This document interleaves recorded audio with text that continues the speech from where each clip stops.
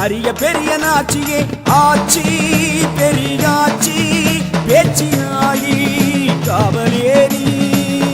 ஆச்சி பெரியாச்சி பேச்சியாயி காவலேரி பெரியாச்சி அம்மனே பேரு காலதேவியே குலதெய்வமாகி வந்த அரிய பெரிய நாச்சியே அரிய பெரிய நாச்சியே